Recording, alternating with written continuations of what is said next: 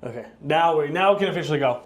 What is going on, everybody? Welcome to. Well, let's do just a second here. What is going on, everybody? Welcome to today's episode of Nick Zands Presents, and today is a big day because I'm here with a secondary Nick, and in many ways a better Nick.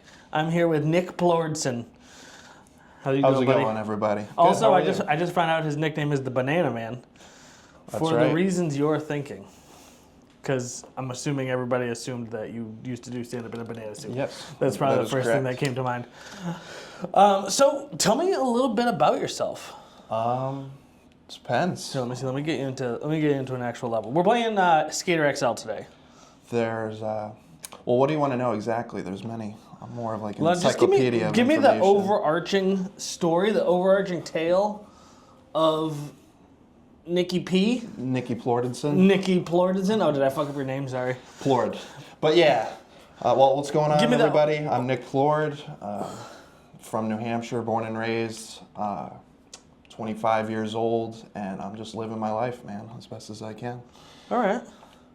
And what do you? I mean, you do stand-up. You do a lot of stuff. So give me a little bit more. Give me. I'm mainly a musician at heart, but yeah, I've been doing stand-up for a couple years now. I've been doing music since I was like 10 years old, and I'm also an engineering student, going to school to be an engineer. I'm just trying to, I'm just trying to get to a point where I can just choose what I want to do with my life. And I think it's just better to have options. I think that's the point of like being in your 20s, right? Right, exactly. And so you're an engineering student, musician, and stand-up comic. Which one came first? Well, I've been in school since I was like 18 doing this thing, so doing engineering. So I guess that came first. Well, I guess music came first because I've been playing guitar since I was like 10. All right, and so you've always been a musician. Sounds like, 10. That's pretty young. Yeah. What got you into that? Girls. No. Obviously. Well, like right when I found out girls weren't gross, so I was like, let's pick up the guitar, see what happens. And then I quickly learned that's not what attracts girls. You actually have to be like good at it for a while. Yeah, that's the key in all things. If you want, actually. Well, you learn really quick. You should do anything you do in life. You shouldn't do for women. You know what I mean?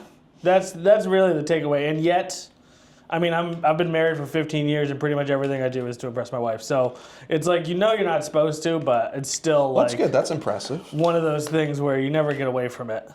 All I want to do is impress her, which drives me to do everything else. So,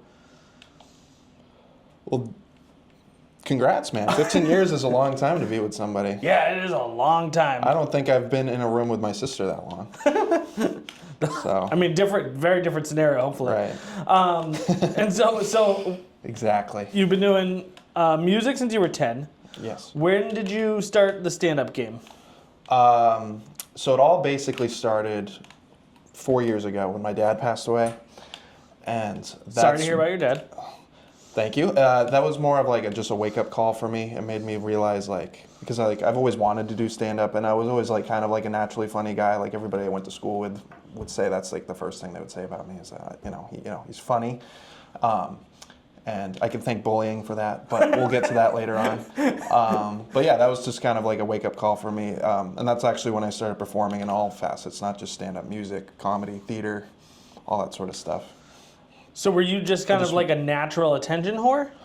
I never got enough attention. I think that's what this is. Yeah, that. Because I was never good at sports.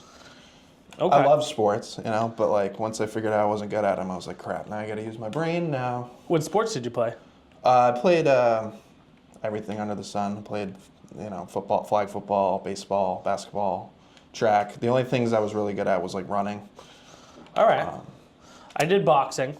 That's cool. And I did a little bit of skiing, not like on a team or anything, just more like I wouldn't even actually call myself a skier so much as I would just go downhill as fast as I possibly could.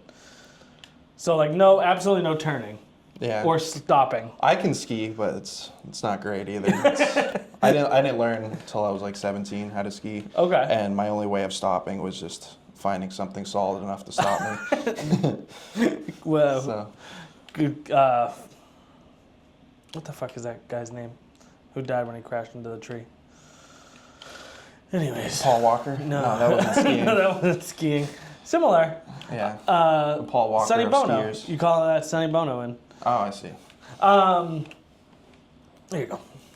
So you sports, theater, music. When did you start in theater? I was also a theater nerd. I took it as like an elective in college. Okay. It's like my only other option. Oh, you started in college? Yeah, my other options were like gender studies, and I was like, why do I need to be taking this? So I was like, acting's an option, so I'm not a good actor. Found out real quick. But I actually it was loved fun. acting. I acted in high school. I did drama club in high school. I did 3 plays. Nice. I really loved them, and then they told me I wasn't allowed to anymore because my grades were really bad, Oh. and I wasn't going to school.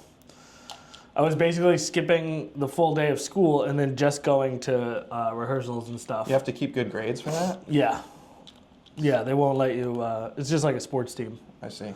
So they wouldn't let me do it. And then that was the end of my school career. I didn't want to do school anymore because it was like I was pretty much only going to school to do that. And then once they took that away, I was like, all right, well, fuck this. Where'd you grow up? Manchester. Manchester. So Manchester, which high school? Central? Memorial. Yeah, Memorial's the better option anyway. Where'd you go? I went to Exeter High School. Oh, okay. Oh, that's fancy. Isn't that a private school? Phillips Exeter you're thinking of. No, Oh, I okay. just went to the public school. Oh, okay. You should have lied. That's smart school. No, I have an awful habit of lying. That was coming in today. I think I was the most nervous of like. I'm going to be completely honest about my Really? background. That's interesting. That's kind of a cool. I mean, that's very self-aware of you. Because like. Because I like lying too. It's fun. When I used to pitch, like, I do comedy, they'd be like, oh, do you do it normally? It's like, no. I have a little bit of a twist to it. Well, let's talk about comedy for a second. Okay. So we met doing comedy. What made you want to get into it specifically? So really, I knew Danny P, and I was going to come out and just start shooting sets for everybody, just because, like, I feel like comedy. I feel like in general, New Hampshire is sort of in like this weird place where we're kind of have the opportunity in the next 5 to 10 years to be like the next cultural hotspot, whether that is comedy or painting or whatever it happens to be. Because of how close we are to Massachusetts, the movie industry in Massachusetts is massive. I don't know if you know that. Yeah. But a lot of people are leaving LA, and they're going to essentially New Hampshire, Texas, and Georgia for Atlanta. And so, like, we have this opportunity, I think, within the next 10 years to be, like, a very relevant place. And then so I wanted to go out to this open mic. And originally I was just going to shoot sets and go hang out. And then I was like, all right, well, first of all, I'm like a weirdo here because I have this camera. And like I'm recording people's sets. No one's ever been mad about it. What is that move? No one's ever been mad about it. But like it feels like I'm not part of this group. Mm-hmm. And so I should probably just do this. So that way it's less, like if they see me struggling kind of thing, like they'll be more comfortable with me recording their sets basically. Well, like it's an open mic, so everybody there is struggling. Everybody there is trying new stuff. Right. I don't think it's, I mean, unless you're like me and you dress up like an idiot, then it's very hard to like stick out just based on like what you're saying, because everybody's up there just saying wild shit, just seeing what sticks. You know right. What I mean?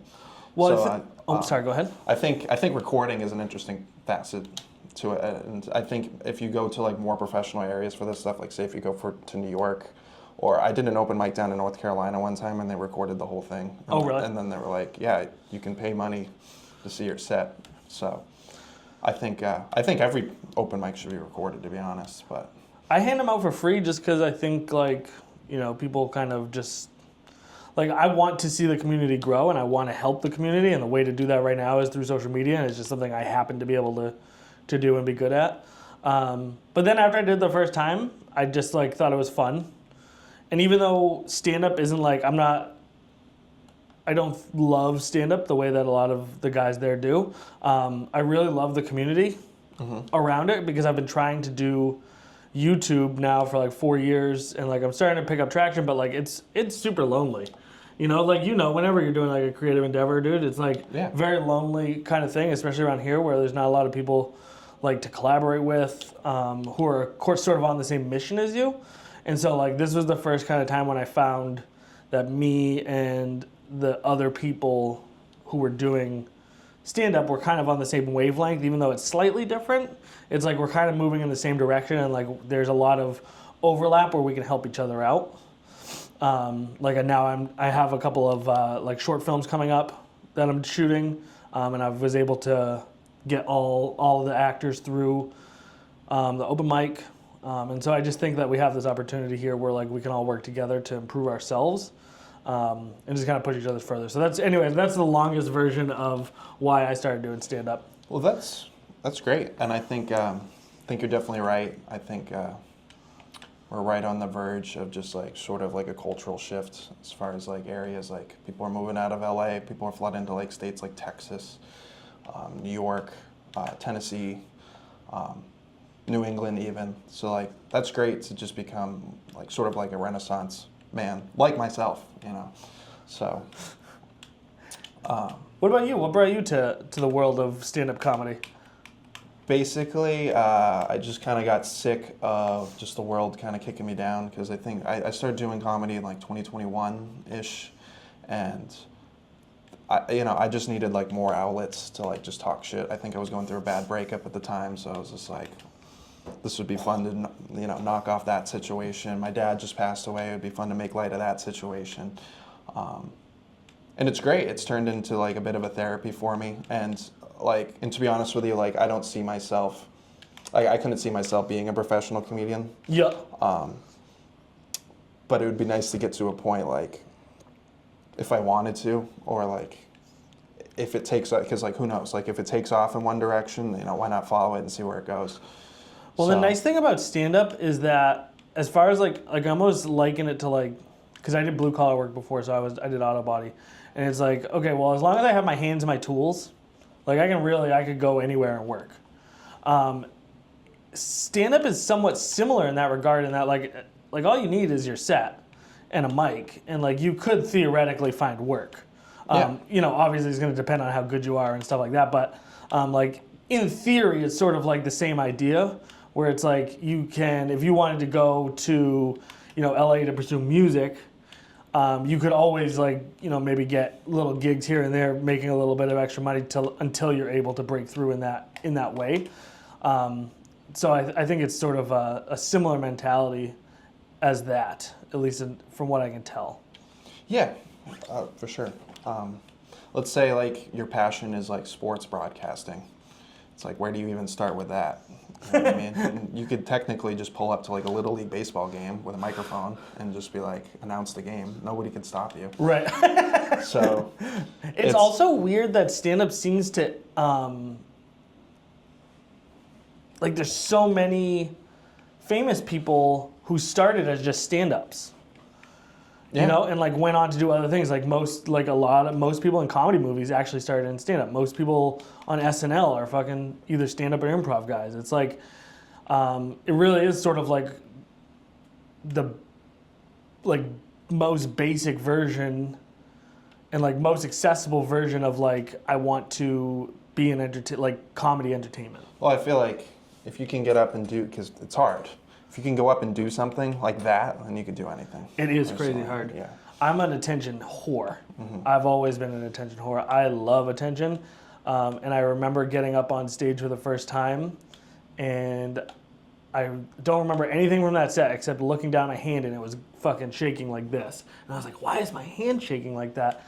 And I was like, oh my God, it's because I'm fucking freaking out. And like, I've never been like that. I've never had stage fright or anything like that. Oh yeah, and I still freak out too.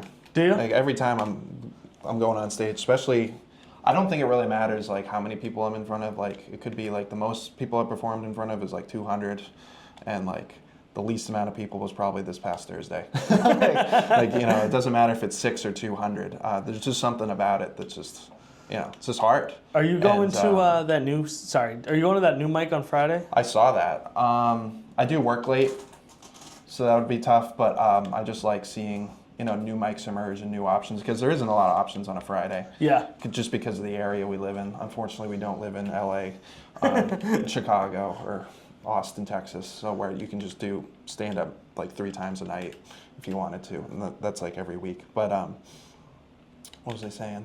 I'm sorry. You're good. But yeah, if you can go up and do something hard, and it's also like it's taught a lot about me and myself. You know what I mean? Because you really find yourself when you're in those most stressful situations. And overcoming that has been that's also been therapeutic for me. There's also just something awful about bombing. When you're up there and you don't realize how awful it is until you do it. And it's not even... Nobody's laughing. I mean, maybe I'm to a point where I don't really care about that. Sure, bombing is uncomfortable, but I think I really feel like the threshold for that, once you bomb, because the first year you start out, you're just going to be bombing consistently. But once you get over that, I guess I was more worried about just saying something that was going to make somebody upset, because we also live in a sensitive time. Not as sensitive as it used to be, maybe 4 years ago. Right. But that's when I was starting it out, and I remember the second time I ever did it, that was the worst I've ever bombed, because I'll never forget the look on the people in the front row, their face, just pure look of confusion. It was just this guy in a banana suit talking about how when you grow old as a woman, you're done. Stop hitting on younger guys.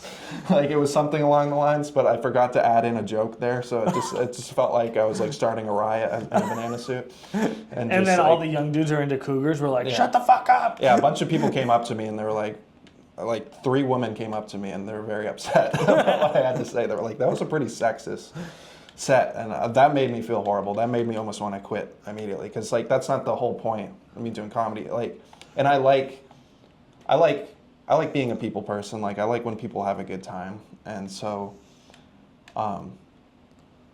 that's actually how I kind of found out what anxiety was, because it's just why am I feeling so edgy going on, but it's before a set initially, but once you get through that threshold of okay, I'm bombing, nobody's laughing, but it could be worse. There could be a bunch of women coming up to you ready to fight you. Yeah, that would be your set. That would be worse. That's never happened to me at this point, luckily.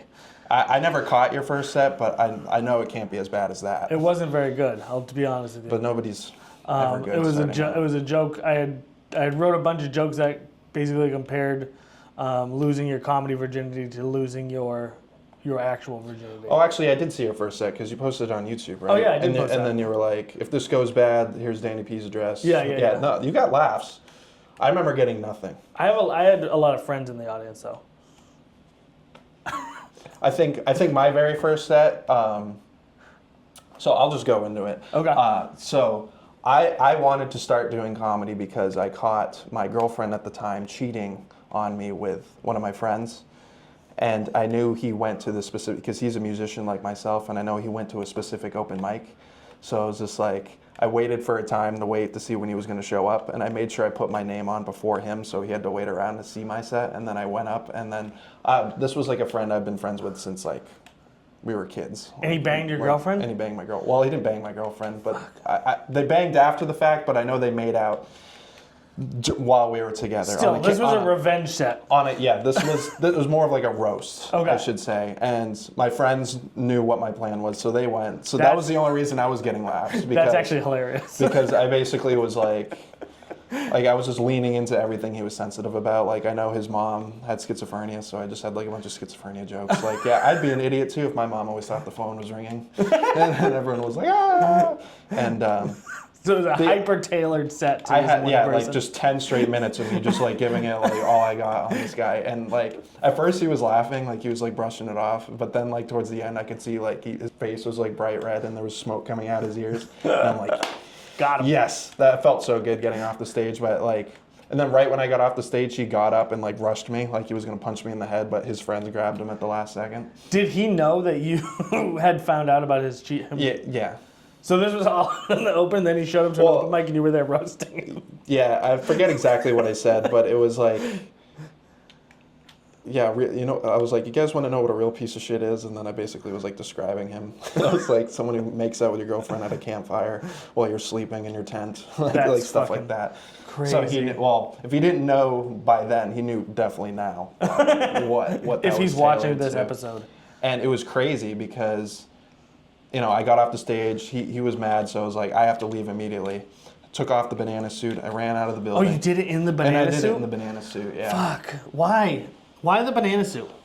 Let's go into that real quick. Because I didn't have any jokes, so I thought if I looked funny, All right, so people would laugh. guy in a banana suit roasting. Because I've also seen other comics do their sets, even at like comedy open mics, and nobody will listen to them. Yeah.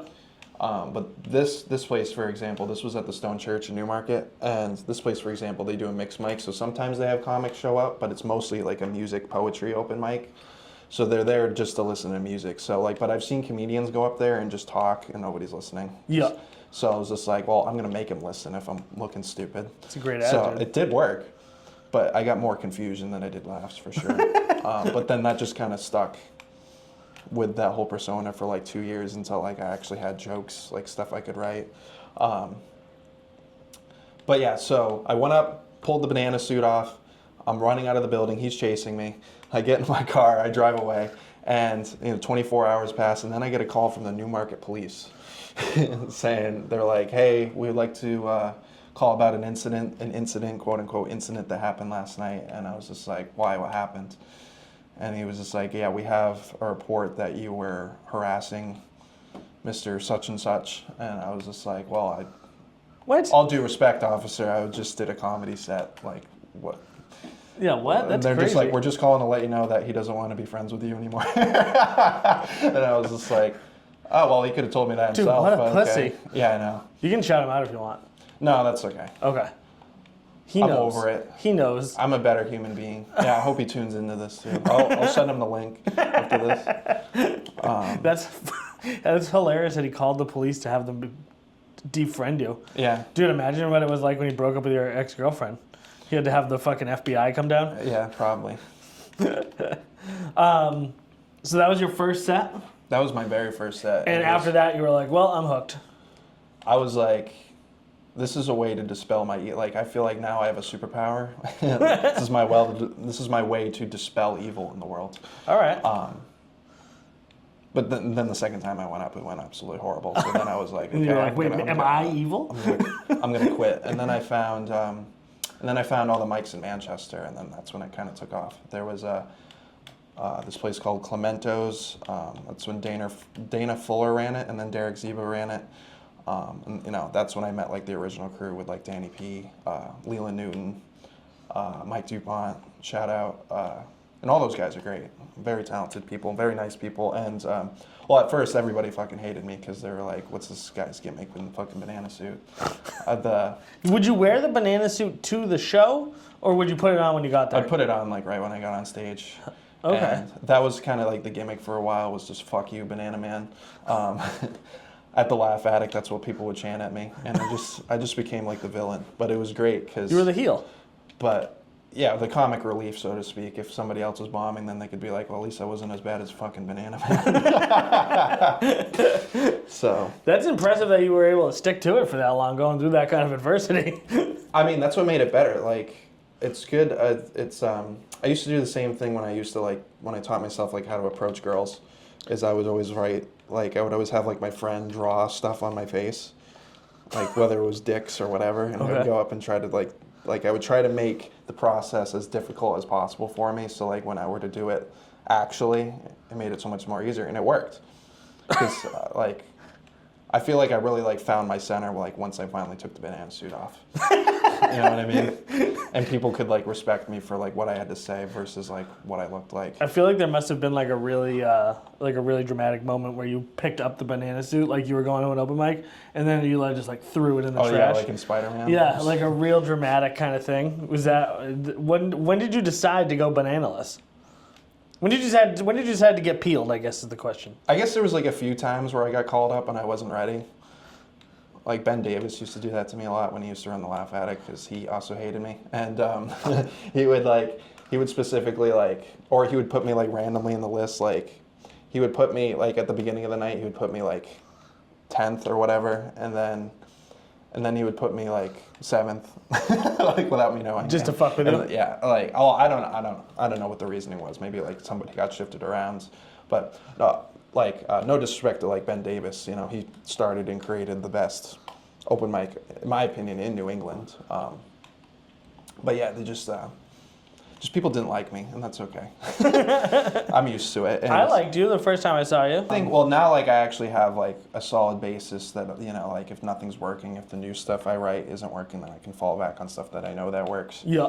And even the stuff that I know that works and people don't get laughs, then I don't do it for the laughs really. Just kind of do it for my own entertainment at this point. As long as you're laughing. Yeah. What's your writing process look like?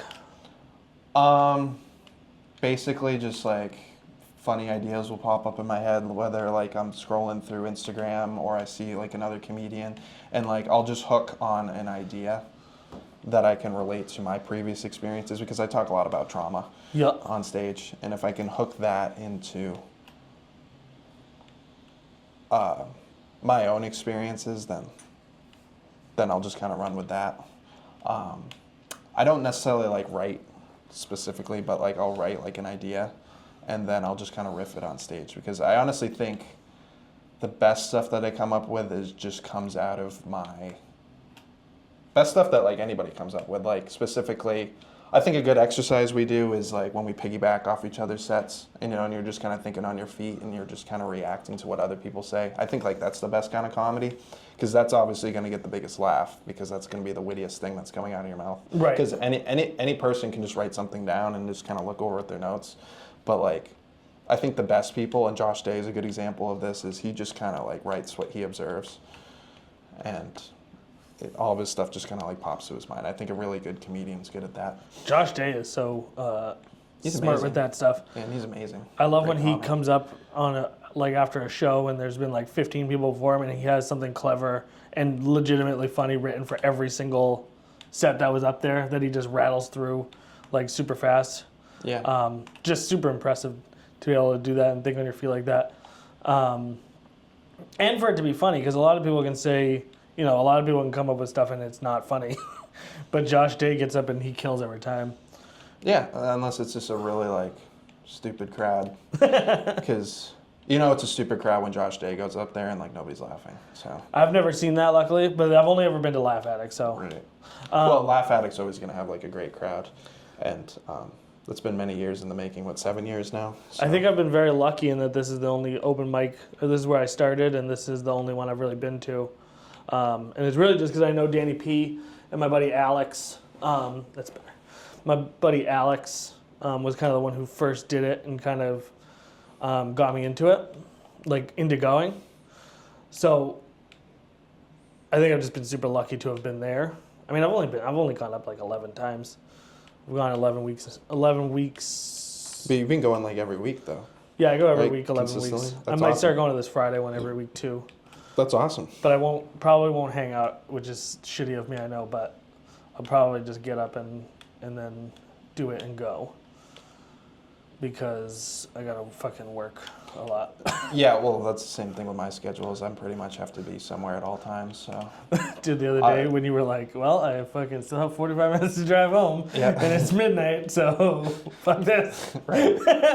A lot of people complain about that too, about their spot, but you gotta, I don't know, you just kind of have to take. I mean, I you feel kind of like- have to get what you get and don't get upset. Danny's pretty fair, I think. Like there's times when you show up and you're last, and then there's times when you show up and you're fucking second too. It's just Yeah. like, I always tell him he can bury me, I don't care.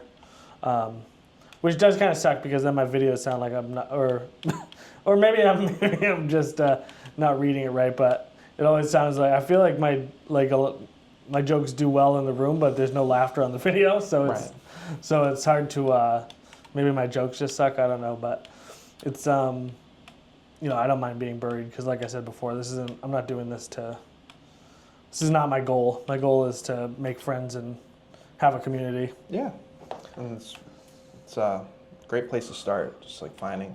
I wish I had somewhere started with like common 15 interests. years ago, though, to be honest. Yeah, I mean, even myself, like I wish I started earlier. I wish I started performing way earlier, because like who knows where I'd be now. Well, you started performing music when you were young, correct? Playing music, performing, same timeline. Oh, really? Yeah.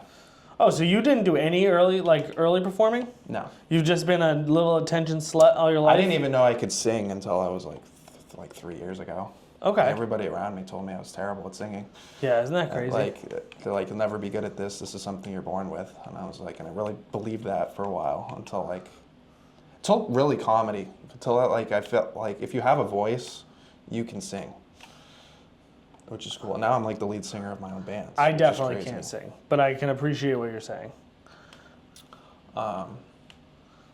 You can't if you were anything. I mean, I can. It's like anything else. If you can work towards, if it's a goal and you really believe in it and you can work towards it, then you can do it. So music, I was super into like the punk rock scene and like the hardcore scene when I was young, and I always wanted to be in a band, but I cannot wrap my head around even the most basic like music. Like I cannot do it. It's like some things come easily to me, or like like some things come easy to you, some things come hard to you. Music was just always like literally an impossibility to me. I tried drumming, I tried guitar, I tried bass. I couldn't do any of them. I can't. All of that is hard. Like, it never came easy to me either.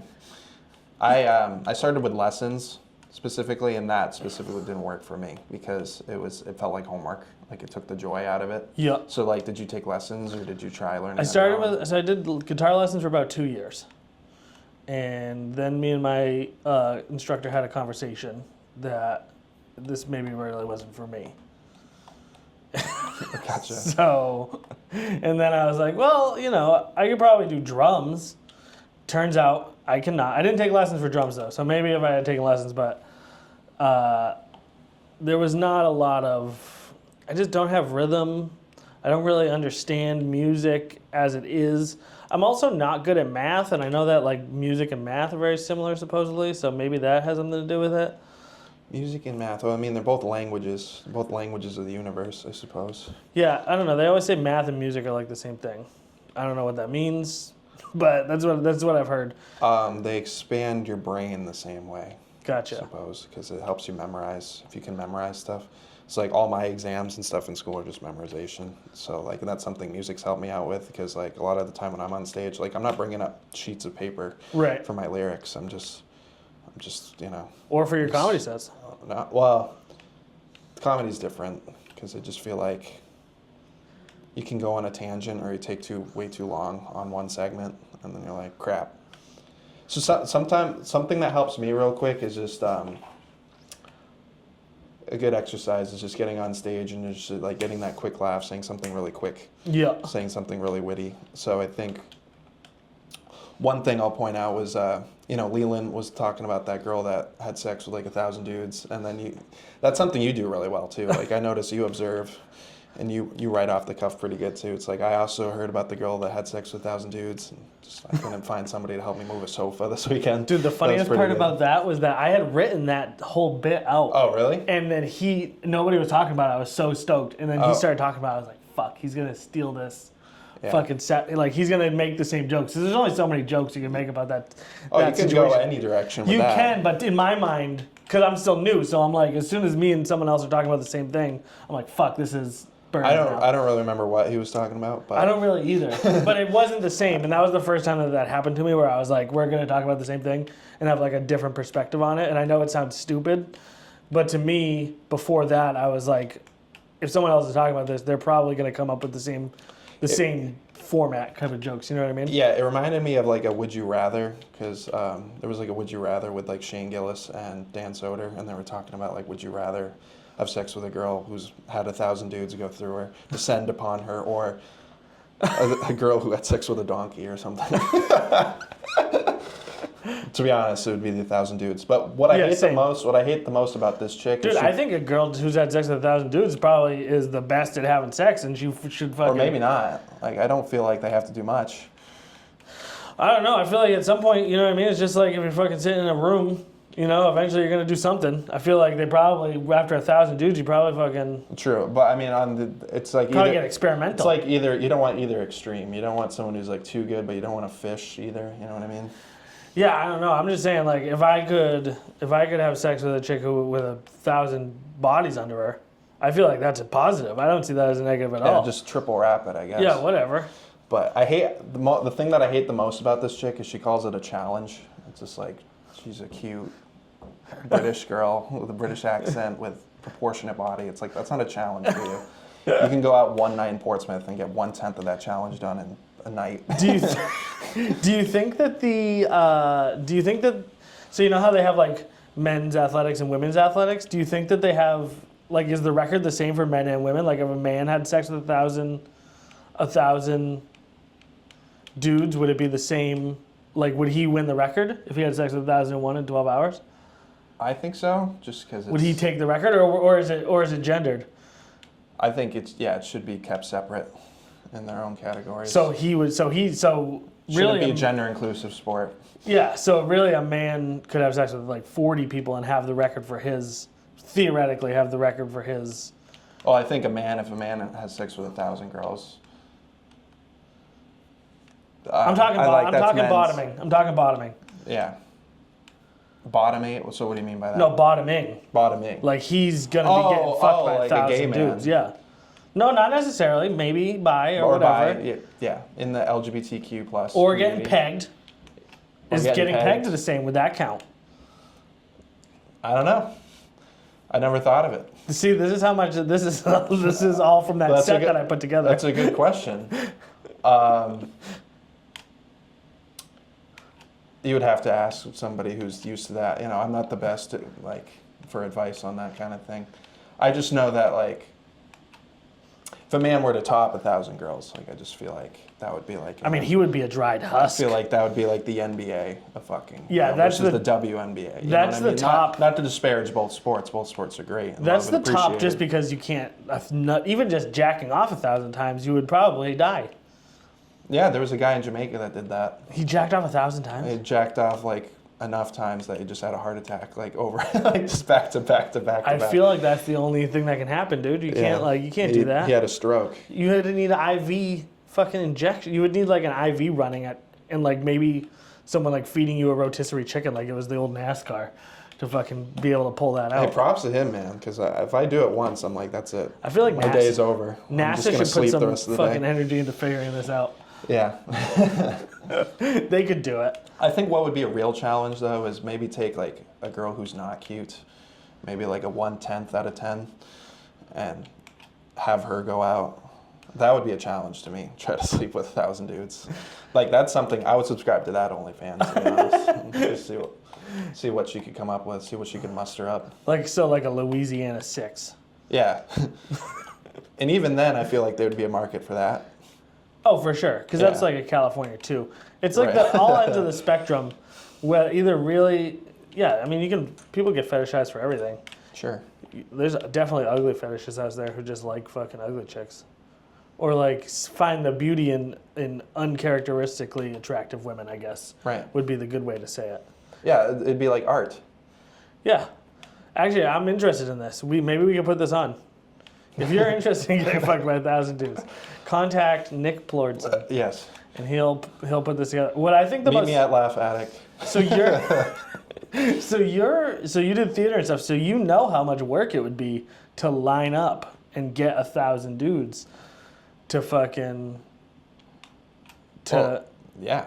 Oh, especially as I can't talk to the gay community, but especially just as a man, that would be so much work. You better quit your full-time job because you're going to be spending. Well, she makes $3 million a year doing that. She has her OnlyFans makes $3 million. Yeah, that's why I'm saying it's not a challenge for her. Yeah, that's just work. It's just her normal 9 to 5. I mean, whatever, dude. The internet has made amazing things possible. This is my normal 9 to 5. Yeah, my normal 9 to 5 is talking about it, so I don't make $3 million. And you do this full time, right? So huge props to you that you're able to figure out how to make a living doing this. Well, we're only just in the beginning. I'm barely scraping by, so I'm hoping this year becomes a much bigger year. Yeah. I got 2 more years to figure it out, and then I got to give up and get a real job. Well, it's becoming more of the norm for YouTubers and Twitch streamers and stuff like that to, just content creators. I guess now that's a real career now. Well, I think the thing that most people don't realize is they see someone like Mr. Beast and they're like, if I can't get to where I'm making millions of dollars, dude, I'd be happy making $70,000 a year, $60,000 a year. I don't need that much money, realistically. Somebody said once you get over a certain amount, $200,000 a year isn't really any different than $300,000. It's actually way less than that. It's $120,000 a year now. You don't see life really getting better. Which is kind of depressing. Kind of depressing. I mean, I don't think so. But, like, I'm also a huge proprietor that money does buy happiness. So, like, I think money can buy you a therapist. Money can definitely buy happiness up to a certain point. Anyone who doesn't believe that has never been poor. Because I've been poor and it fucking sucked. Right. Being rich seems like it would be awesome. And, like, the problems that come along with being rich, I'm sure they exist. But, like, they're not as bad as starving. So...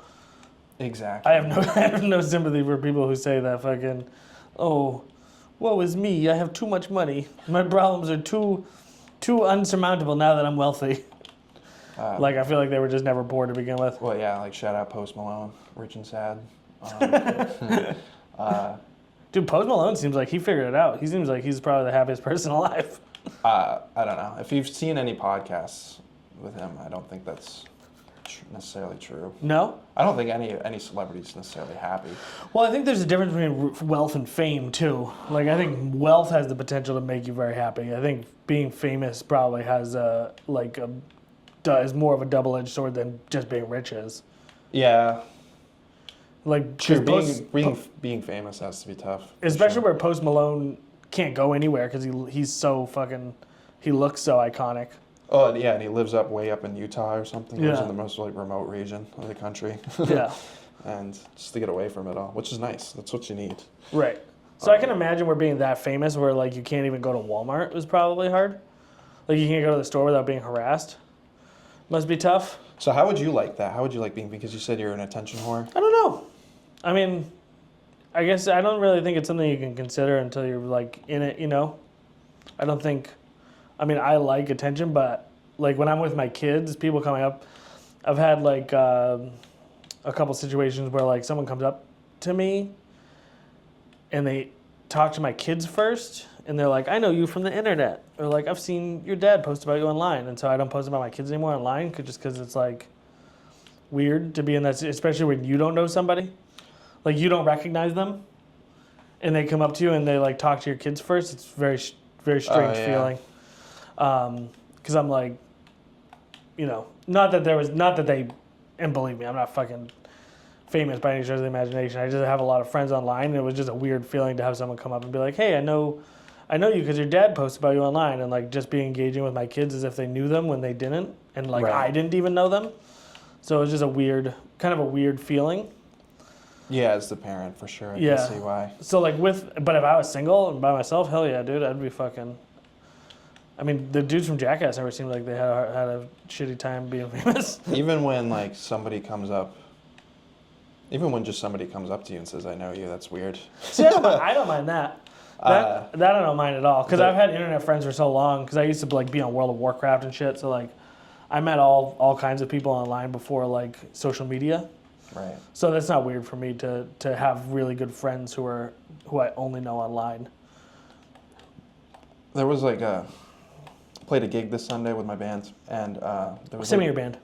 Oh, okay. So, Slay the Giants. Shout out Slay the Giants. Actually, we were talking about this on Sunday, and then they were like, "Oh, so we can all come on?" I'm like, "No." I mean, let me get to know the guy first, because we only just met. But yeah, we were talking about that, and this was a good way to, like, get my band's music and stuff out there. So, Slay the Giants. We're on all streaming platforms: Spotify, Apple Music, YouTube Music.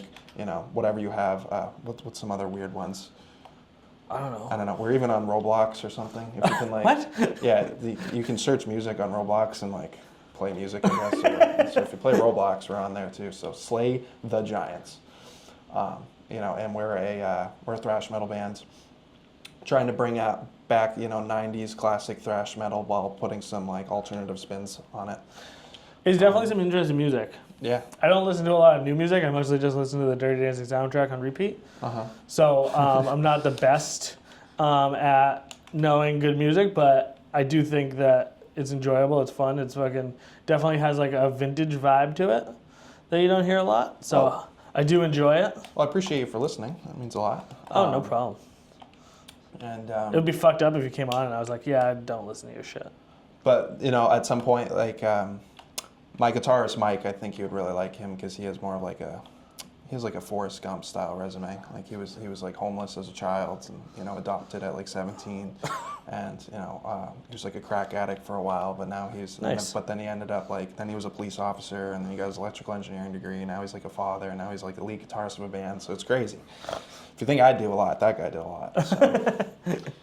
Do I give off a vibe like I hang out with a lot of crackheads? No. I do. I'm just curious if I give off that vibe. I mean, we do live in Manchester, so it's just kind of the norm around here. Fair. Speaking of happiness, they don't look very happy. I don't know. What's the point of being homeless in Manchester? I don't know. I think you just don't have any other choice. I can't imagine that you choose it, Like, why not just walk until it's warm? I don't know. I would just hitch a ride. I don't know. If I could, or just walk 20 miles a day until I see Miami Beach. Yeah, I don't really know. I know that my assumption would be that the South is less kind to homeless people, and I would assume that maybe you just like the seasons. Plus, probably all your friends and shit up here. I don't fucking know. I mean, I was never homeless. Thankfully, I've been close, but I was never full blown. Yeah, I think I was housing unstable. I was never. I see. Homeless. Well, aren't we all housing unstable? Yeah, I'm housing unstable today, and I own the place. Yeah. So what do you prefer? Do you prefer music or do you prefer stand-up? I love it all. I love it all equally, and I think the day that I have to choose one or the other is going to be a very sad day for me. So I even love my career, what I do for work. Engineering? Well. I'm not quite an engineer yet. I work for 6 Hour, so shout out 6 Hour. We're not necessarily a small business, but we're a giant firearm. A family company. business. Yeah. Right? I mean, I feel like that. No, not really. Firearms are kind of weird though, because they can have they still do kind of have a small business feel. I know I've been more so than it's not like working for Walmart, right? Or it doesn't seem like it anyways, from what I know. The benefits are pretty good. Yeah? Benefits are like working for Walmart. It's better than Walmart. Everybody says Walmart has the best benefits around. It's no, SIG definitely. I actually heard that Home Depot has the best.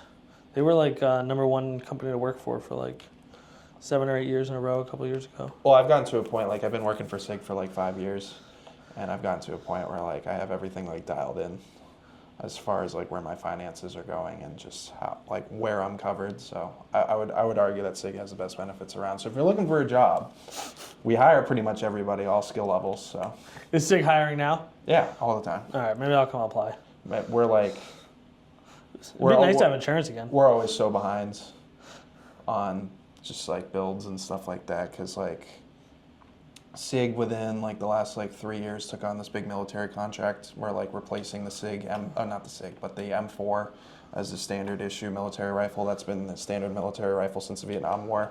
But now the standard military rifle is the SIG MCX and the MMG, which is the LMG. Yep. Portable machine gun. So that's cool. So we took on all this work, but we had no labor to support it. So, or the machines even built to produce the stuff. So a lot of what we use to build the gun, we have to buy. So I work in quality, so I see a lot of that stuff, just the stuff that we buy. I'm inspecting and stuff. That's cool. Yeah, it's it's not the most fulfilling work, but it's great. It's gonna be kind of fun. I love my coworkers for sure. Who doesn't like guns? Yeah, they're fun. You can't live in New Hampshire and not love guns. For sure. Although I'm a huge believer of if you have 1,000 assault rifles, it's no way you're using all that for protection. No, I'm personally one of the. I think you should use. I think guns are just fun to have. Oh yeah. I'm totally I completely get why people just have guns. I think obviously we have some kind of issue somewhere with mass shootings. That's an issue. But that's a mental health issue, and that would be solved with universal health care, which we should have anyways. Right. So I don't. To me, the guns are not the issue. I think guns are sick. Yeah. Well, no such thing as gun violence, just human violence. And I feel too, a lot of times, I do a lot of work with Manchester Firing Line. Yep. And there's a lot of people there who I've met who were afraid of guns. Terry Ann has this great group called the Iron Rose Gun Club, and she works with women and like teaches them about guns. And like a lot of the women there, they were afraid of guns when they first came in, and now they go there every week. You see them shooting, and like I think that there's like an education component to firearms that like really needs to be addressed. But I also think that, you know, True, I think everybody should know how to use it. it's just a tool, just like anything else. Yeah, like a hammer. Yeah, or except you can't build anything with it.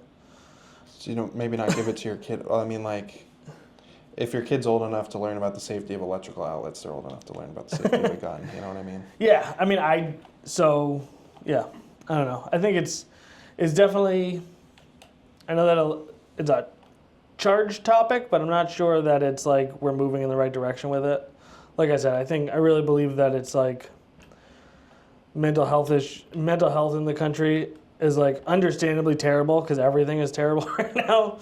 Like I feel like it's hard to be mentally stable right now with everything fucking being as horrific and nightmarish as it is. Well, it's weird how like New Hampshire and Maine specifically have like the freest gun laws. Yeah, that's like because New Hampshire won the Revolutionary War by its fucking self. General John Stark fucking coming out of nowhere. Oh yeah. Fucking absolutely just wrecking everybody. You're welcome, America. Was he also like a tall guy? I don't know. George Washington was very tall. Yeah, it was like 6'2", but it's like 6'10" today. Yeah. He would have been great at basketball. Right. So yeah, I just think we need to fucking Come slameth on the opponent. And you have a podcast too, you said. I do.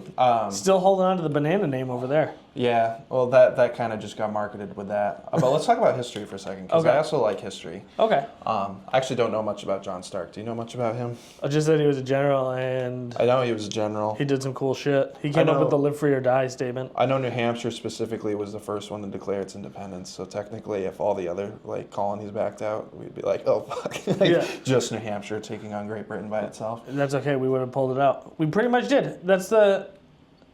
If you look at like all the battles and stuff, it was like the New Hampshire militia was the fucking. We were like the absolute. Fucking. We were the ones who did it all. Yeah. You know. One of the most interesting attractions I think New Hampshire has is the Shaker Village. It's in Canterbury. That is pretty cool. Strawberry Banks, right? No, it's in Canterbury. Oh. So Shaker Village. It's like north of Concord. All right. They do. I used to like. I ran in college. I was like team captain, cross country team. But there was a. Oh, meet. you don't gotta flex on me, Jesus Christ. There was a meet we had there because it was like the only thing I was good at. There was a meet there, and one of the hardest races I think I ran because it was in the fall, but it was just like most of that course was like runoff from a farm because they still have like cows and shit there. So.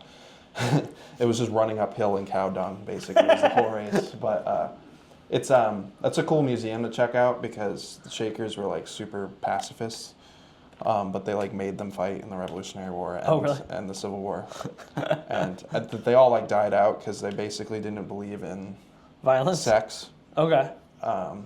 They only got members by like trapping them there, basically, or trying. Oh, they didn't believe in sex at all? No, they didn't have sex. They had. Because there's something in the Bible somewhere that says something. I don't know. Everybody misinterprets it, but people misinterpret the Bible. I don't think so. They were super just religious nuts. But they basically. What do you think the most religious nut is? I don't know. People flying stuff in the buildings. That's not too great. I was gonna say almonds. Almonds? Who are they? The most religious nut. Oh, I see. Ha. This guy over here. Nick Sands presents, everybody. You're like, Look him up if you haven't. You're like, please shut the fuck up. I'm actually taking the conversation seriously. People flying planes in the buildings. Yeah, that's not too I don't think almonds are flying. And you're like nuts. Imagine if almonds committed a terrorist attack on 9/11. Yeah, it probably was. Probably wasn't inside. It was actually almonds. It's probably big almond. It's probably Market Basket brand almonds. 9/11. I don't know. But the Shaker Village, check it out. Shout out Shaker Village. They don't believe in sex over there, so they all like died out. They basically like trap people there. They're like, they just read the Bible to them and tried to convince people to stay. Are they still like actual Shakers? No, I think the last one died out in like the 1800s or So now they're early 1900s. That sucks that you you don't have sex so you die out, but then people later on, like 100 years later, cosplay you. I think like the 50s, because there's like a 1950s washing machine there, and like this was the last lady that was a Shaker. But they really like technology, I guess. So like they do like technology? Yeah, like they had their own printing press and stuff, and like they had their own newspaper. Yeah, they must love that shit, because then you can get out the good word. They're like the New Hampshire Amish, essentially. Okay. But not anymore. No. Now it's just a museum. Dude, maybe we could bring it back. Yeah, we could bring back Bring back the Shakers. Yeah, not cosplaying. Let's live Shake the it life. up. Shake it up. Let's live the life. You were just mentioning how you did all this stuff to get girls, and to find that actually it's God that you were missing, not girls. True. Well, actually, I believe that you got to believe in something at least higher than yourself. I don't know. I've never really been. I can't get into it. It just seems like, what's the point? I guess I don't know. I feel like I'll just be a best person I can be, and if that's not good enough, well, then I guess fuck it. I mean, what would you describe as the best person you can be? I don't know. Just be nice to people. Try to help people out when I can. So golden rule. Yeah, but like I don't feel like. I think a lot of religions teach that. I feel like, yeah, but I don't think like there's a lot some of guy, spiritual practices. I don't think there's just some dude up there like keeping track. Oh no, whether. Like, I don't think, like, me, I grew up as a Catholic, but, like, I don't necessarily believe in that either. Like, I don't believe that there's one person that's controlling everything, but I do believe that there is a force that... So I don't believe in I believe we're all here for a reason, and there's a force that's driving that. I don't believe in, like, a soul or anything. Right. I don't think we're here for a reason. So you think we're just worm food? Yeah. It's all kind of just, what's the point? Yeah, but in the best way possible, because it's like, what's the point? Like, fuck, dude. Oh, I didn't get that job? Fuck it, dude. Who cares? In 60 years, I'm going to be worm food. Yeah, I mean, but that had to happen for a reason. You didn't get that job I don't know. for a reason. I feel like there's enough awful things in the world that you can't just justify it like that. Like, I didn't get that job is one thing, but like, oh, my fucking 6-year-old got cancer and died. There's got to be some horrific nightmare reason for that to happen. I don't know. I don't think in that example, I don't think there's necessarily a cause and effect. But no, but you know what I mean. Like I don't. I just feel like the idea that like everything is happening for a reason. Or would be sick. I think the Hindus have it right. Reincarnation, because that would be sick. What if you died at 6, but then you came back as like a frog? That'd be sick. Or like, if you believe in karma, if you were good in those 6 years, you know what I mean? I mean, this is a horrible topic, but if you were good in those 6 years, maybe you come back as like a beautiful swan and you're admired. Okay, yeah. At like a zoo or something. Or what if you have really bad karma in those 6 years and you come back as a waifu, and then you got to fucking deal. A waifu. You come back as a waifu pillow. Yeah. That would be awful. Like you have to have the worst karma to come back as that. Or depending on which way you swing, that could be great for you because you just don't have to do anything. You just get to have sex. Yeah, but it's not like you're having sex with the cream of the crop. It's not like you're getting, what I mean? Waifu pillows aren't necessarily known for having the most attractive getting used up by members. the best of the best humanity has to offer, I mean, there's kinks for everything, though. Like you said. So. Yeah, maybe you're into really sweaty weebs who fucking... I went to... who play Magic the Gathering. I went to I went to a brony fest one time as like a prank because there was like a metal festival in New York City, but they're also having a brony fest like that same time period. As a prank, you were like, so they're playing rock music all day, and my friend, basically as if like we went to go fucking make fun of, or just being like, you were like, see what it was like. You're like, hey guys. What are the odds that this brony festival happens to be happening at the same time? Out of like all the things on the internet, like being a brony is like the one thing like I don't understand. Like I can kind of get behind everything else out there. Being a brony, I just I kind of wanted just to get into the mind of a brony. So we were waiting in line to get into the event, and the guy behind us was like, you could tell was just heavily autistic. He was just like he was doing this with his hands a lot. And he was talking about his doggy pillow, which is like the same thing. It's like a waifu pillow. Okay. He was like, can't wait to get my doggy. Like, he was like, it's basically just like a pony pillow that you just would have sex with. And he just like, he was very vocal Is it about shaped like a pony? Yeah, and like I wanted nothing to do with him, but my friend was like, yeah, we'll be friends with you. Do you remember There was like snot running out his nose. He was older than us. He was probably in his 30s. That was nice of you to take him under your wing and be Well, like, I wanted him to go away. He was annoying, but my friend was like, "Yeah, what's up, bro?" Like, my friend could tell it was bothering. His presence was bothering me, so he was like, "Yeah, we'll be friends with you." Oh, see, I like people. I always make friends with people like that. Those are just. Well, you know, I like try to be violence. nice to everybody too. Like, I don't like being rude. I always just feel bad when I anybody. see people by themselves. Although, to be fair, a lot of times people like that, like, they actually just would prefer to. They're probably like, "Who the fuck is this weirdo who keeps talking to me?" Yeah. That's I mean, the worst. kids like that are heavily disabled definitely shouldn't bully them, obviously. But if you're like me, like to me, I think bullying like molded me into like a better person. So like that's why like I'm not necessarily against bullying, but I'm not like pro bullying either because it can be like helpful for some people. Because if I didn't get bullied, like I would be probably such a piece of shit now because like I wouldn't have figured out my emotions so young than I did. I also got bullied a lot. In, I like, think the it's early- natural for every dude. The I mean, early that's just, years. but that's kind of just how dudes talk to each other. You know, we just give each other shit. No, I don't know. I was pretty. I was like getting beat up and fucking. Oh well, that kind of that type of bullying. Okay, let me be more clear. Physical bullying, because that actually means something. Yeah, I mean, And, like it never actually means anything. Like if somebody says shit to you, like if somebody just calls you like a piece of shit, loser, fucking, you know, you can just agree and exaggerate is how you deflect that. Just like, yeah, you're right, I'm a piece of shit, and you Right. can just get on with your day. Like none of that really means anything. But like if somebody physically puts their hands on you, Yeah, it's then, hard to- that's when it means something. That's why, like, instead of gym class, to be honest, we should all just learn self-defense. I like that. That's why I started boxing originally. Well, actually, that's not Good, exact- like the Karate Kid. I started when I was 14. I was getting ready to go to high school, and I was like, I'm not getting fucking bullied anymore. Tired of getting bullied, so I'm gonna fucking. I got the Firm 5-day ab video, and I started doing that along with push-ups and pull-ups every single day. And then after that, my parents, I was able to convince them to give me a Planet Fitness membership. And I started working out there, and then I got pretty jacked. Yeah. Like pretty jacked for like a 14, 15, 16-year-old. And great, then man. and when I was 14, I started boxing. And then people didn't bully me anymore. Yeah, I got afraid. No, it was more just like a confidence thing. I just Respect. Well, yeah, if you respect yourself. Too, was less the of other a, people less will of a respect fucking you. weirdo. And Yeah. I had like actual like self-confidence, and like I wasn't just I just wasn't a victim anymore. So like, I don't know, just kind of went away. New school, all that shit. I think that came with like respect for yourself. You know, 'cause if you don't respect yourself, other people won't respect you. Yeah. I mean, now I definitely don't respect myself, but people still seem to, so I don't know. I'm not sure. I mean, you respect yourself enough to do this and put stuff out. Yeah, you know how fucking... No, I know. I'm just joking. I fucking... No, man, I mean, I feel like I've hit the lottery here. I mean, I get to do this for a living. You know, like, it doesn't get much better than this. Yeah, and you love what you do. It's a fucking Tuesday afternoon. We're playing fucking video games. What time is it?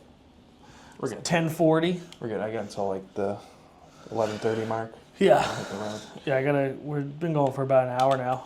Yeah, hopefully we don't need to cut any more out. I knows? was thinking I might just leave that in. We'll see. Well, yeah. Maybe just skip the part of, oh, we definitely have to cut that out. I'll let you choose. I'll let you choose. Oh, that's not going to be a good choice. Well, if you want to put it up, I mean, you said it. It's your words. I'm We not definitely gonna, have usable audio, so that's a win in my book. I'm not gonna get in trouble for it. So I'll let you make the distinction. I'm just gonna beep this part. Just the rest of the hour of this is just.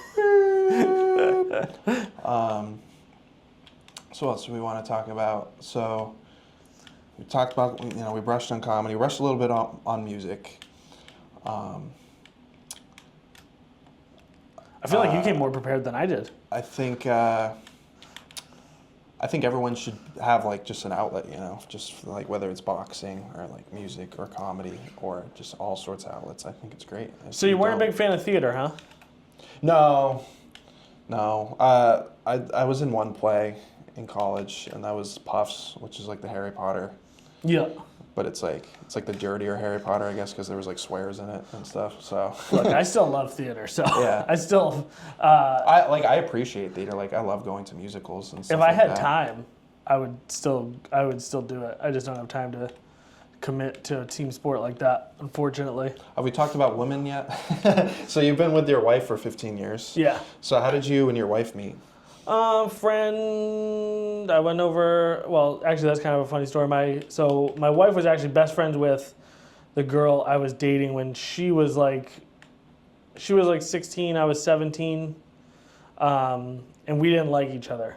So we went out. She was hanging out with my girlfriend at the time, and we all went out to dinner. And she had just broken up with her boyfriend, and so I was like, I'll pretend it's her birthday, and they'll bring her out a cake and do like a whole thing. So you played the sweetness card. Yeah, I was trying to be nice, but then she was a bitch, and I fucking.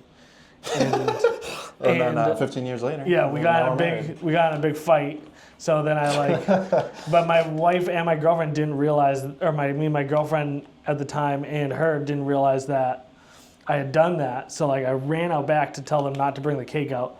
And they was all lit and everything. They were getting ready. They were lined up, getting ready to walk out. And I ran up and was like, I was like, never mind. Okay. So fast forward 5-6 years. I was hanging out at a party, and she went to the party with someone else.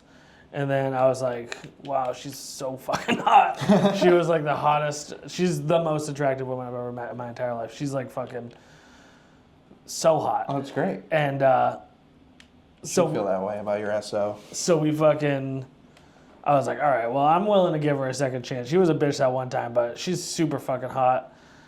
And I'm 22 and at peak horniness, so I'm fucking willing to look past a lot of things. So we kind of started talking. She was apparently willing to look past a lot of things too, because I was also an asshole that day, so it makes sense. And then I invited her. This is when you had to go on Facebook on the computer. So I had DM'd her a message that was just inviting her to a movie, because we were talking about Alice in Wonderland. And that was right when the new Alice in Wonderland had come out. So I invited her to the movie. And yeah, that was our first date. First date was the movie? Yeah. And then, now here we are 15 years later. 2 kids, fucking bunch of dogs, bunch of cats, bunch of fucking pets. So, it's great, man. Doesn't get much better than that. It's a touching story. I still love her. She fucking is the only person who's ever actually believed in me my whole life. Who was willing to there's a lot of people who believe in you and say they believe you. There's very few people who will be like, I actually think that you can do this thing that you say you're gonna do, and I'm willing to put my money in where my mouth is, and fucking I will support you through this transition period while you figure it out. That's what love is. And she's the only person who's ever done that. I mean, obviously, my parents have helped me out in my life, but nobody has done what she did for me. And yeah. And on the flip side of that, every single day I wake up and my only goal is to try and impress her and fucking try to live up to that be the person that she kind of saw, Yeah. So, what about you? Do you have a girlfriend? I do. Is it as adorable as that fucking story I just told? Can I follow up on that, motherfucker? Definitely not. I can go into... Definitely not. She's definitely going to listen into this and she'll be like, that motherfucker's talking shit. We're an hour and a half deep, so it's possible that she's just going to say she listened to the whole thing. Yeah, probably. This would be a good test. No. She's an avid podcast listener, so she definitely dives into in-depth details about podcasts. All right, make sure she every time I go over, she's listening to something.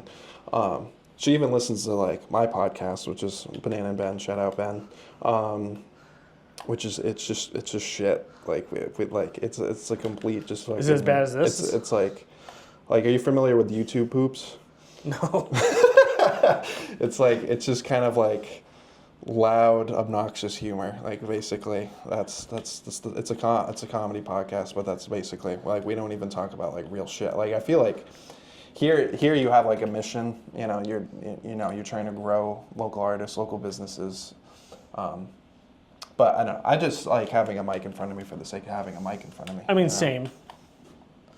But yeah, no, I appreciate that. I mean, I try to help people out where I can. Really, I mean, you have a podcast. You know how fucking hard it is to get people to come on your podcast? Yeah, we usually just our guests are just usually the people we're hanging out with that day. And just say, hey, want to come on the podcast? I'll come on if you want me. Sure. I don't even know where we're at right now because Ben doesn't even have a cell phone. Anything to get out of it. Anything to get out of having me on. I have no way of contacting him to, hey, let's do a podcast at the moment. But once we figure that out. Okay. I started doing stand-up with him. You know, that's kind of like what the goal was. Like, yeah, we're going to become comedians. You know, we'll start a podcast and we'll just do open mics and see where it goes. But he completely lost all interest in doing comedy. So he's just kind of sitting at home and painting shit. That's it. You know, he's a bartender, I guess. So what's his last name? He's employed. His name's Ben Stone. He goes by Sweet Meek on Spotify. He's also a hip hop artist. Sick. Love him to death. Like, we've been friends since, like, kindergarten. So, but, yeah, sometimes he's in his own world, which is great. Can't knock the guy for it. But not good in terms of, like, consistent content. You know what I mean? And I don't necessarily, like, even with my social media stuff, like I'm not as consistent as I could be. You know, like, I could be doing things to grow social media, but I'm not, like, too concerned about that. I'm just kind of, like, moving forward and just making sure, you know, like I'm getting good grades in school, like my job doesn't want to fire me, and that like I'm still doing the stuff I love. And to me, like that's the good life for me. To be honest, most people they overthink content. Like you really don't know what's gonna hit and what's not. I know that people claim they do because that's how they sell. That's how they sell what they do. But like, you post something. Some of the worst fucking posts I've ever done are the things that I worked the hardest on, and some of the fucking best posts I've made are fucking things that I threw up at the last second because I fucking just needed to put something up. It's really like, you know, you just need to do your, you know, just be honestly you, and the people who fuck with that are gonna show up, and the people who don't, like, they're not gonna show up. I mean, I'm definitely not making huge money or anything, so maybe I'm fucking just doing it wrong, but like, you know, you got to spend a long time just finding your voice. Then once you found your voice, you just got to really lay into that. And fucking... Yeah, people got to like you and networking for sure. Like, as far as like, and when it comes to my band and stuff, like I'm in charge of all that stuff. Just like, I'm in charge of like all the socials. So just like figuring out how to do that and like always recording, always coming up with like something you can put out just for people to digest. So I think of music as being like a very serious thing, and comedy being as like a very silly thing. So how do you balance that sort of like those two characters? Personas? Yeah. It's all in one for me, because if I can't act because I feel like normally, as I'm walking around like day-to-day life, like I'm a very composed, or at least what people have said about me. They're like, you seem very composed, like type A, very like proper, like very polite sort of person. But the second I'm on stage, like I feel like the real me comes out, because like then I just feel like an animal, because that's how I feel deep down all the time. It's kind of just like SpongeBob, like running around in his brain with everything's on fire, and they're like, who threw out his name? Like stuff like that. And or it's like the dog sitting in a room in a burning room. This is fine. See, I feel that's how I feel like all the time. I feel like most people would never confuse me with someone who's a fucking, like, type A personality. Or Yeah. like, I feel like I'm like, yes, I'm doing this now. And they're like, you know what? That makes sense. Yeah. Yeah. You're very, like, just a chaotic person. And I'm pretty much like, I don't really, if there's fire in my brain, you're going to know it, because I don't really have the built-in protocols to like be able to stop it from showing. Yeah. I don't know if that makes sense, but No, totally. I mean, there's some people that are just, you know, like you could tell from an early age, like this is what they were meant to do. For me, it was like the opposite. because I had to try a bunch of stuff. I had to get made fun of a lot. I had to fail a lot too, and I still fail a lot. You could say everything I'm doing right now is a failure because it hasn't. Everything I do is a failure every single day. I mean, but this is the point I live in. You know what I mean? Then you just fail forward. You know? Yeah, right. You fail up the stairs, and that's something that's like surprised a lot of people too. Because like I was always known as like that timid kid. Really? That's so funny knowing you as I know you and then hearing that. Oh yeah, way more of an anxious brain for sure. And I really surprised my parents that it was just like, yeah, we never would have thought in a million years that you would be putting yourself on a stage and just doing shit in front of people. Talking to you now in this format, you do seem much more restrained and much more controlled than like you do on because this is really the first time we've talked because you can't really talk at the show. Right. Well, I should make more of an effort to do that, but just with these late nights, it's just kind of like, get out of here. I don't either. I don't. It's funny. That's like every comedian that's come on here, you know, I see him on Thursday and it's just like right. You know, and then like I'll text them the next day and be like, yeah, sorry, I just didn't have like a chance to talk, or like, especially when I'm trying to record everybody's set for them, like I'm up in the front row, so like I can't be up there fucking chitter-chattering with people, right. You know what I mean? Well, yeah, during the show, but you know. Me and a couple of guys from there are working on a short film together, and like we saw each other. All of them were there on Thursday, but like I didn't say two words to them. You know what I mean? But I talk to them every day on my like through text, and we're doing like this thing that's the like most difficult fucking creative endeavor you can do is making a fucking movie. So like, or at least in my opinion, I guess like painting's pretty hard, but when you're dealing with all of the technical aspects of cinematography on top of all of the fucking human parts of dealing with people who act or comedians or whoever, it's like it's like the most difficult, in my opinion, thing that you can do. There's just a lot of different personalities there that can come off as like kind of standoffish. Yeah, so Ken. You know Ken. Yeah, Ken Murphy. Yeah, yes, and you know Ben. I can never pronounce his last name. It's P Sal something. Yeah. I always forget how to pronounce his last name. Salis or Fat Salad or whatever his name is. Yeah.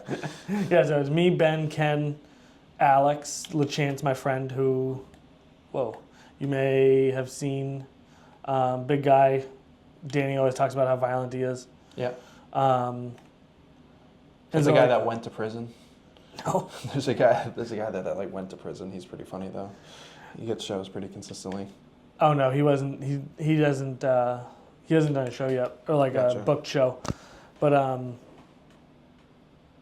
so yeah, so like it's us four working together, and then we have a camera person who's not a comedian, and then we have a fucking we're gonna have a behind the scenes camera person who's not a comedian. And so it's just like a lot of different personalities and like a lot of different worlds kind of all coming together. It's hard to make all that mesh so that you can capture something beautiful on camera, you know? Yeah, like that's presented in a tasteful way. Yeah. I should say. I mean, it's not tasteful, but yeah. It's definitely not going to be tasteful, but it'll be fun. That actually sparked a question in this fucking little brain of mine. So how many have you done shows where you've like gotten paid? Yes. What is that transition like from like open mic where you're just like getting up there and it doesn't matter realistically? It all just doesn't matter. Right, but yeah, because we're all worm food. But you know what I mean? Like it doesn't matter in the sense that like if you suck, like you're good, you can still come back next week and fucking do it again, or like they're not gonna be pissed about paying you. Like what is that? What is it? Is there more pressure when there's money on the line, or do you see it as just the same kind of thing? It's the same feeling for me. It's the same, because there's something about your DNA that just we're not wired for like this kind of stress. Like we're more wired for like there's a tiger right about to eat me. So it kind of just feels like the same thing to me.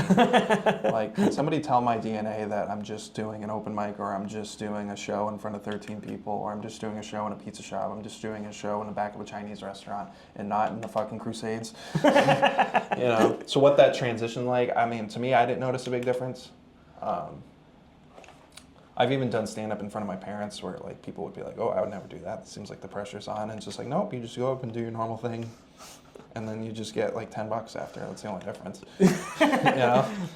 Or $10 eventually. Usually I get paid like 2 months after. Oh, really? Yeah, I was joking with my girlfriend about this. It's like, what if I just quit everything I was doing and just did this? Got like $10 occasionally. Once in a while they Venmo you.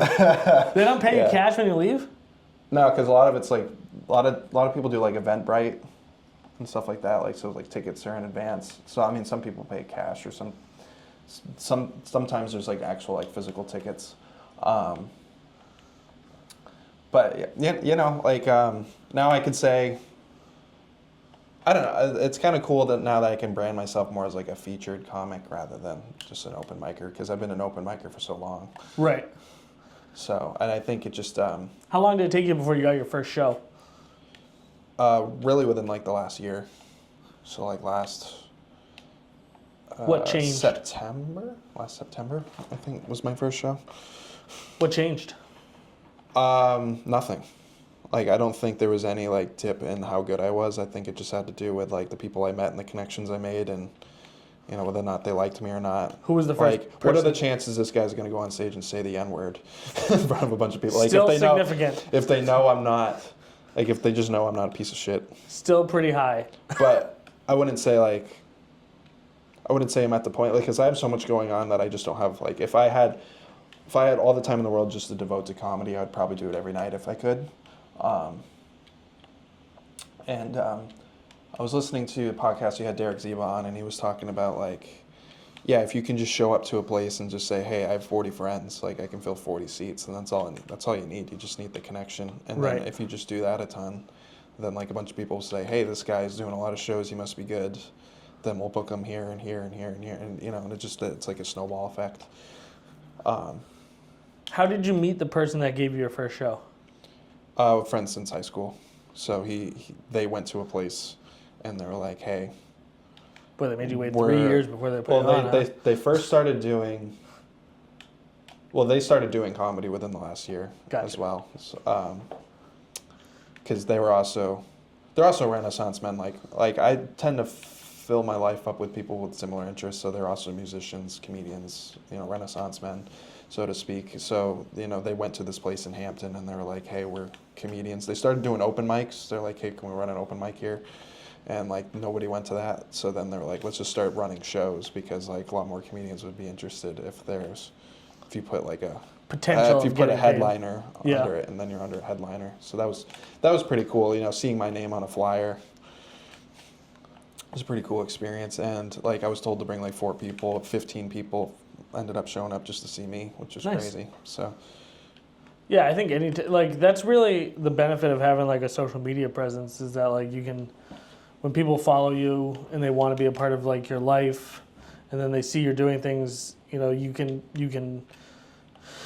you know they're gonna come out. You know they're gonna find you specifically funny. It's not like if a comedian they hadn't heard of, where they want to go to a comedy show, they have one day to go out a fucking month, and they're gonna waste it going to see a comedian. They have no idea who they are. If you have that sort of built in, they already know they like you and everything. Then that's like sort of best for everybody, because the audience is gonna be the most open to you too. Right.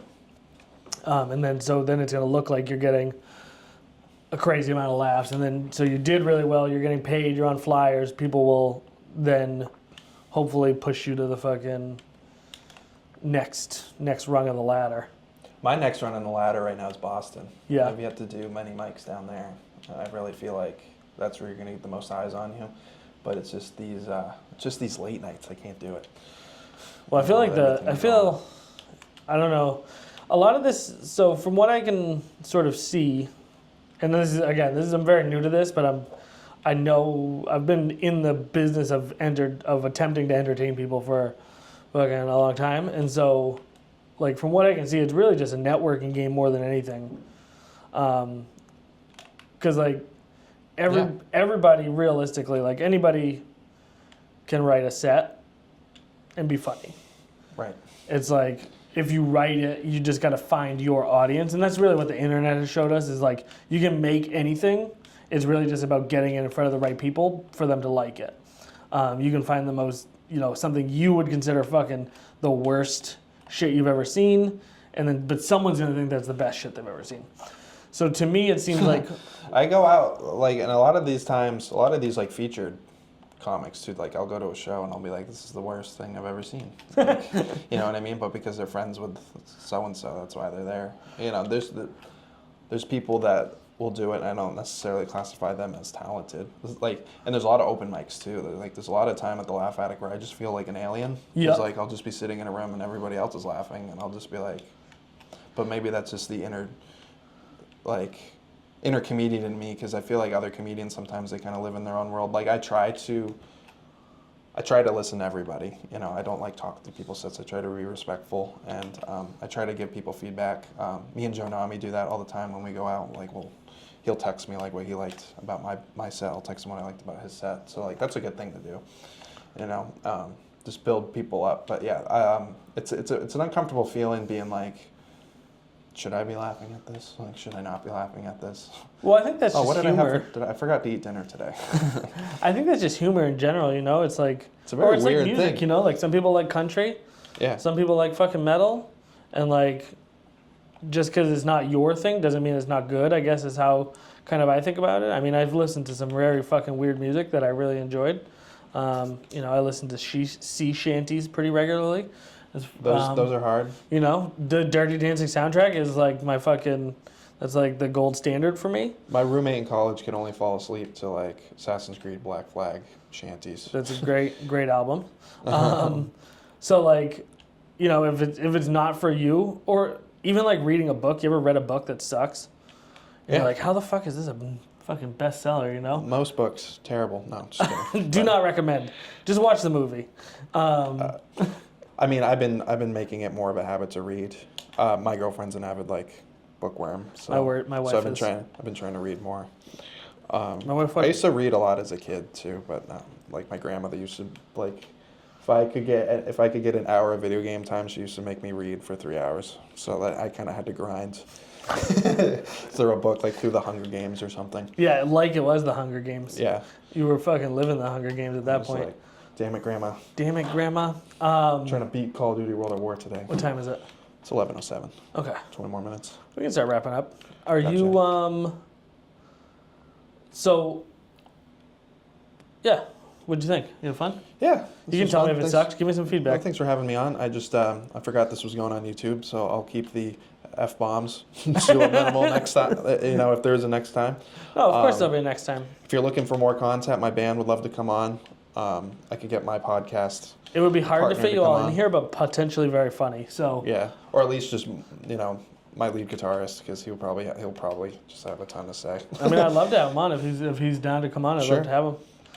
I could have you one at a time. That would be funny, and then I could cut them all together. Yeah. You know, some of them might not love it, some of them might, but you know, I think that would be like another good way to get us out there, because yeah, we're kind of struggling at the moment. We can only have like one place to play that will let us play consistently. So like, Where is it? it's Stone Church in Newmarket. Shout out Stone Church. I've said that a lot. Are you familiar with the place? Have you ever been there? I believe Josh Day runs a mic there, right? Or used to, yeah. Used to. I've never been there, no, but I am familiar with it. They don't do much comedy there. I think, yeah, I don't think they do comedy there at all now, because it's just, I don't know. Newmarket's a very, I don't want to say, they're just a very, I don't know, it's just a very liberal side of the state, so everyone's a little more uptight, I should say. But I mean, it's Massachusetts, yeah, right? So it's always going to be like that. just it's very like hippy dippy. A Yeah. lot of hippies go into that place, so like they're not really there to see comedy. They just want to like vibe out. They're all fucked up on drugs. Yeah, they're all, weed is pretty much the norm. LSD is the norm. Shrooms is the norm. Just the norm. Good. I mean, whatever's your thing, you know? Fun fact about me, I've never done drugs, and I've never Yeah. drank. That's good. I was straight edge when I was a fucking kid, and then after that I was like, oh, it's kind of pointless now that I'm fucking 30. It's not like I'm going to... I got it all out of my system young. Because like I partied in high school and college, but now I have just no interest in doing it. Well, you were struggling with your sexual identity, so that makes sense. Yeah, exactly. Which side of the fence am I on? My dad was also an alcoholic, so like that's why I never wanted to go overboard with that stuff. And plus, it just makes you feel horrible. It's bad for you, all facets. I used to only be able to talk to girls when I was drunk, but then I had to teach myself how to do it, you know, not drunk. So like, I'll With a still dick have on your face. Yeah, I'll still drink occasionally. You know, like if I'm at the Laugh Attic, you might see me with like a Corona Extra in my hand. But I really just try to stay away from it. Weed, I found out real quick, did not work for me. For reasons I can't explain, it just has the opposite effect that it's supposed to. That's what happened to my on me. wife. Yeah. She can't smoke weed. She's only done She gets paranoid. one or two times since I've been with her, but she gets real weird every time. Yeah. Same thing happened with my parents too. Like they could never smoke it because they would just get weird. I'm a weirdo anyways, so it's like I always found that like most people needed, especially in high school, I was a real maniac. So like most people needed to get a little drunk to fucking keep up with me anyways. So like I never really needed it because I was already sort of more wild than most of the people when they were drunk anyway. Yeah, same thing. Like I feel like my best thoughts come out when I'm sober anyways, so when I'm more in control. Let me ask you one more question before you go. Sure. How long does it take for you to like take a joke from concept to like final product? I have to be very careful not to just poach bits because like when I was first getting started, I would do that a lot and people would call me out and there's nothing more embarrassing than that. So. Would you do it purposefully or just on accident? Like, I don't want to say purposefully because that comes off like, because that's just like an asshole thing to do, like Carlos Mencia of comedy. Just right. Like, it's very hard for a comedian to come up with a bit that works, you know what I mean? So were you like, poaching concepts or poaching jokes?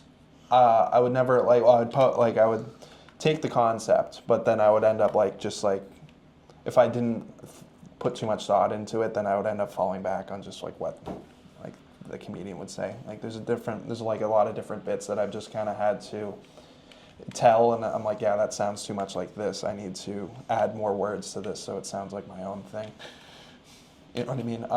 Same thing with music. Like it's crazy how there's still riffs. Like you can just come up with riffs and it's unique to yourself. Like, right. It's very hard to come up with something that just sounds identical to you and doesn't sound like something else. So.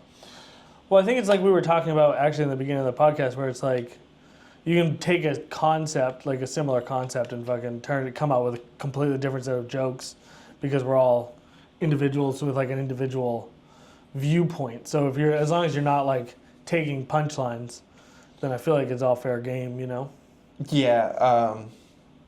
Like I said, to answer your question, I think a good formula is this is how can I relate this concept to my own experience? Right. I experienced in my life that nobody can take away from me. And for me, that's, getting cheated on a camping trip and, her getting herpes because she was a hoe. And, Well, that's what you get. And I think I won. Yeah. If you take anything away from this, people, I won. If the cops have to call you to tell you that you're no longer friends with somebody, I feel like that's automatic victory. Yeah. That's a flawless victory. Oh, that was hilarious. So how long do you work on a bit from like inception to like this is now I can work this into like my main act? I'll tell it like 3 times, and if it bombs 3 times, then I'll be like, yeah, it's probably no good. But maybe not. I mean, it depends on the crowd. Like if it's a lively crowd and they're laughing at most stuff, and then I tell it, and then they're just like, and that gets crickets, and I'll be like, I mean, you've seen me bomb before, so you know what that's like. Yeah, you fucking. What the concept was. Fuck you. You did not. You were. I fucking shot a set, and I was like, I'm gonna send this over to you, and he texted me back like, I mean, I guess you can. Not that I'll said some fucking negative shit. And you fucking listen to it. Everybody's laughing. I don't know how you fucking like. Danny could tell I was struggling. You didn't fucking bomb. You were up there. You fucking maybe it wasn't. You weren't fucking killing. Maybe not everybody was dead on the floor when you were done, but it was still fucking. Yeah. You were still getting laughs. You didn't fucking bomb. Shout out Danny P. He can tell when somebody's struggling. So sometimes he like adds stuff to it that kind of helps you out that you can build on. So. But this has been great, man. Thanks for having me on. Thank you. I really appreciate you coming on. Where can people find you? You can find me on Instagram. I am _Nick Plourde. You can find my hobbies at Activities by Plourde Man. You can find my band at Slay_The Giants Official, all on Instagram. And then Nicholas Plourde, you can find me anywhere else. And then on YouTube, you can find my podcast, Banana and Bend. Guys, spell it all out. Oh, yes. Banana and Bend? Yes. BANANAS. Oh, no, that's the song. BANANA. the and sign, Ben. Guys, thank you so much for tuning in today. I hope you liked it. Go follow Nick. He's the man. He's hilarious. And I was actually surprised that, because you're so chaotic and so fucking crazy on stage, I expected you to be more like, but you seem much more calm and reserved and just vibing, which is interesting. And I just noticed your fucking, your birth of man fucking tattoo. Yeah. All right, guys. Mwah, mwah. I love you. Thank you so much, and we will talk to you next time. Sometime you're getting a phone call. Bye. All right, so this is the fucking end where I was supposed to give Nick these gifts, but this is a new bit that I'm trying, so I forgot about it. So fucking everybody chill out. All right, so I know you're into music, so I got you this maraca egg and this kazoo. But I also know, since you are a musician, that you probably smoke cigarettes. So I got you a lighter also. I actually don't, but thank you. Okay, well, I could if you use this to light a fire, my house on fire later. And then, lastly, every comedian needs a joke book. Oh, thank you, dude. And those are the cheapest ones I could find. So much appreciated. Enjoy. Thank you. All right. So much. You put a lot of thought into this. This is great. And now that's actually the end, guys. Bye.